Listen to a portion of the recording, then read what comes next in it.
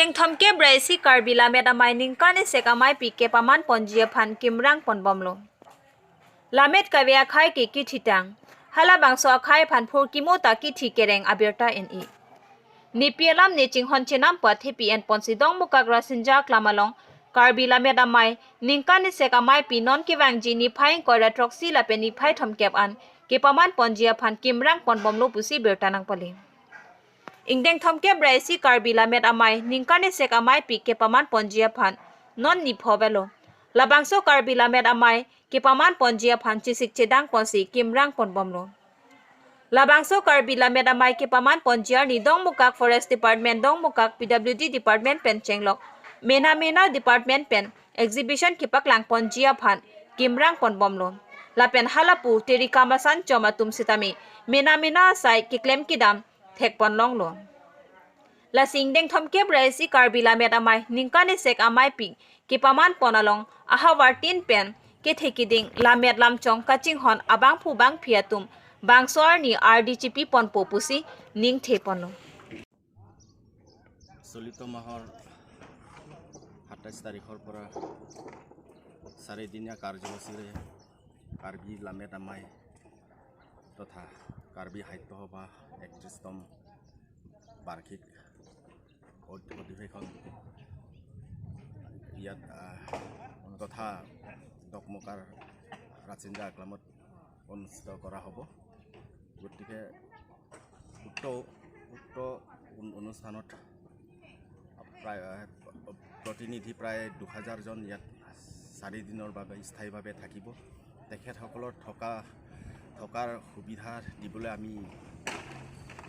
আমি ব্যৱস্থাসমূহ দিনে ৰাতি কাম কৰি থকা হৈছে। তেখেতসকলক যাতে থকাৰ সুবিধা যাতে আমি দিব পাৰোঁ। গতিকে সেয়াই আৰু ইয়াত দিনে ৰাতি কামবোৰ নিৰ্মাণ কাৰ্যবোৰ দিনে ৰাতি আমি কৰি থকা হৈছে নেৰানেপেৰাকে।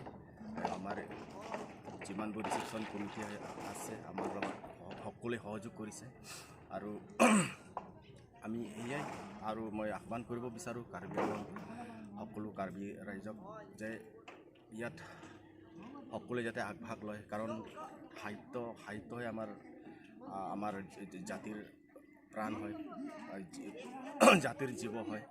কাৰণ বা বিশিষ্ট কবি তুলসী দাসে কৈ গৈছিলে যে যি জাতিৰ সাহিত্য নাই সেই জাতি জীয়াই থাকিব মৰাৰ দৰে। গতিকে সাহিত্যৰ পৰিৱেশ, শিক্ষাৰ যি পৰিৱেশ আমি অধিক আৰু চহকী কৰিব লাগিব, শক্তিশালী কৰিব লাগিব।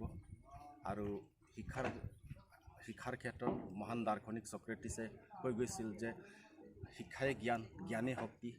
কাৰণ এতিয়া জ্ঞানৰ শক্তি আজিৰ তাৰিখত খুব প্ৰয়োজন বুলি সকলোৱে অনুভৱ কৰে।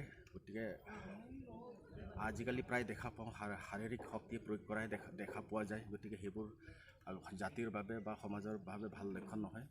গতিকে জ্ঞানৰ শক্তি যাতে আৰু আমি চহকী কৰিব পাৰোঁ, শক্তিশালী কৰিব পাৰোঁ, তাৰে সকলো ইয়াৰ বাবে আমাৰ স্কুলীয়া ছাত্ৰ ছাত্ৰী, কলেজৰ ছাত্ৰ ছাত্ৰী, পিতৃ মাতৃ সকলো ৰাইজ উক্ত 4 দিনৰ যি কাৰ্যসূচী তাত সকলোৱে আগভাগ ল'ব বুলি মই আশা কৰিছোঁ।